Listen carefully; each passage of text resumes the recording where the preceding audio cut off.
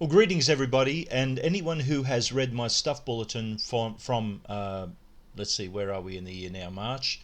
God Almighty, can you believe it? You'll turn around twice and it'll be Christmas again.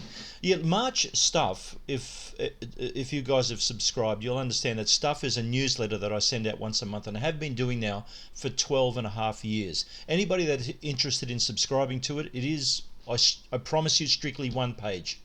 But I thought to myself, what would be an appropriate subject matter to sort of commemorate the 150th edition of a document which I personally am fairly proud of?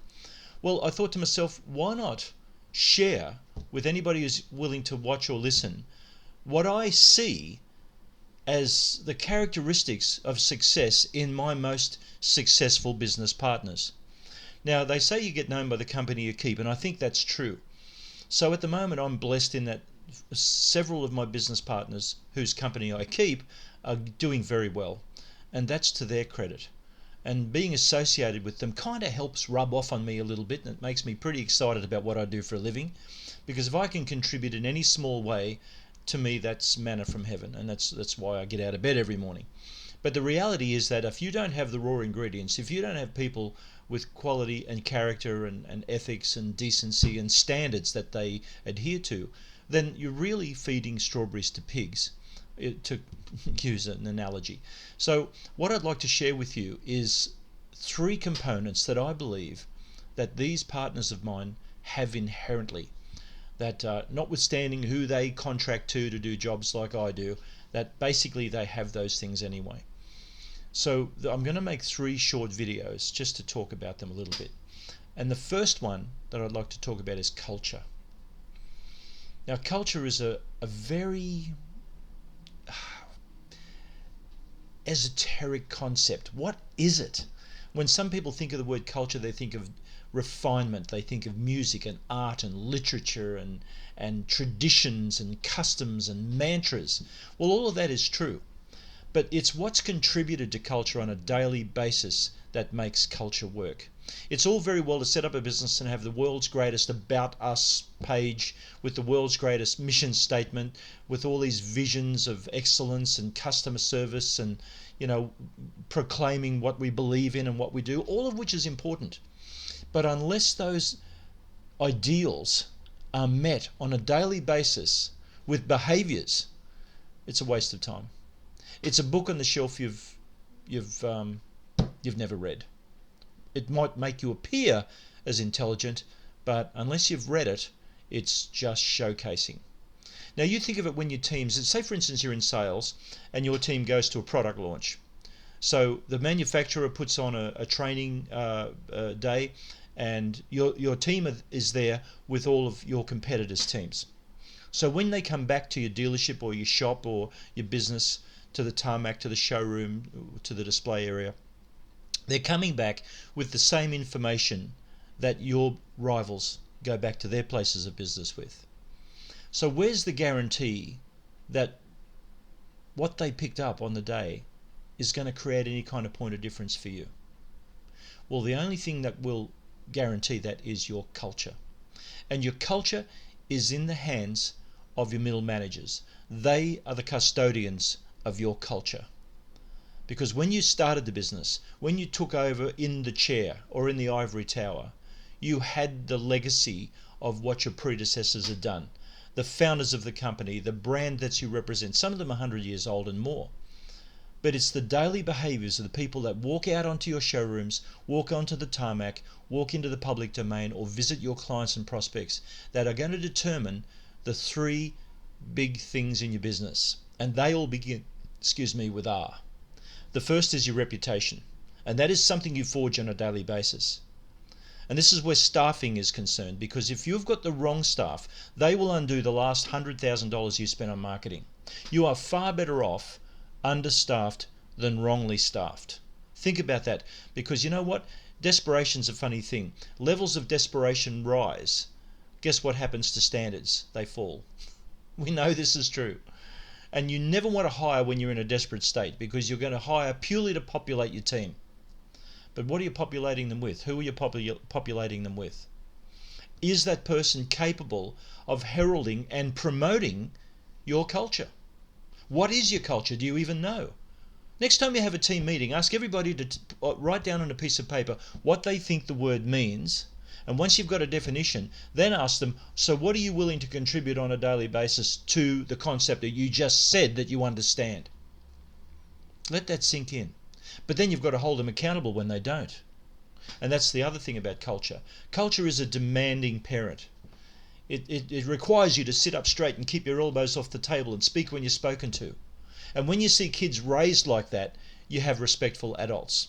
When your team is nurtured like that, and you've got to be their parent, you're the surrogate parent, when they're nurtured like that, they'll become responsible sales professionals or service professionals. And the notion of service professional is something a salesperson should understand. But the notion of a sales professional is something a service professional should understand. Because many don't see themselves in sales as service professionals, not account managers. But their ability to retain your client, the one you spent a fortune to create, is going to be more significant in the future than your ability to find one. But your service professionals need to understand that they sell. They may be more responsible for the long-term relationship with your customers than the person who sold them the item originally. But they don't see themselves, in my experience anyway, as salespeople, unless you're part of the 4 people that I'm dealing with. These 4 partners, and they are from a diverse geographical area, if the fact that they're in the same industry is not the point. The point is that they represent various brands that are very different from each other in terms of price and prestige, and they are geographically far apart. But they have this in common. They know what culture is. They understand that the onus on it is in the middle management. There are 3 at least tiers of leadership that a salesperson or a service professional can call on if they need it. They know that the priority of their agenda is the salesperson. And as soon as your team understand that they're your priority, they'll stay put. What did Branson famously say? Train your staff so they can leave, treat them so they don't want to. How much of that is happening in your place of business? What's your priority? I asked that in a leadership group one time, and they said things like, oh, I've got to get the display right, you've got to make sure the deliveries are ready, and I've got staff meetings to attend to, and I've got to answer to the principal, and I've got to go to the board, and I've got to log in and all that sort of stuff. No. If your skills got you the job, if you're in senior management, guess whose skills are going to keep it for you? It's your sales team and your service team. So if they're not your priority, if something else is your priority, then your culture is not on a level playing field. Your culture is not primed. And one day you're going to have a meeting, and the agenda item in the meeting is going to be, okay, people, let's get back to basics. Now, a lot of my partners, I mean, they know I don't like that. But some of them miss the point. It's not that I don't like it. It's that I respect the basics as fundamentals that should never be abandoned.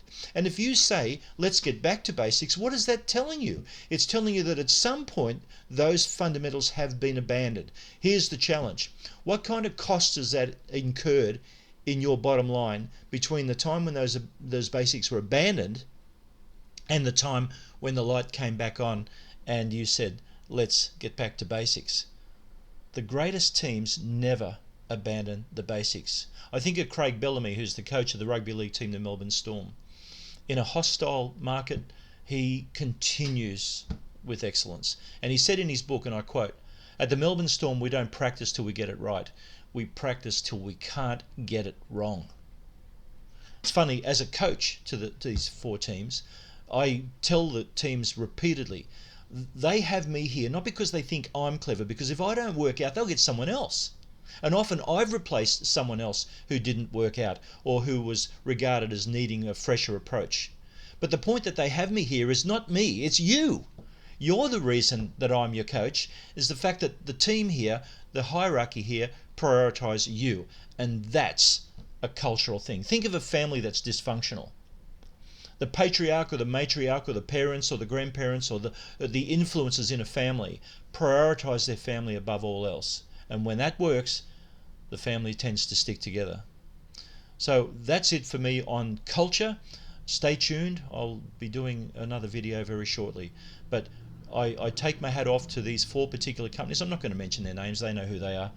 This is not a plug to have me as a coach.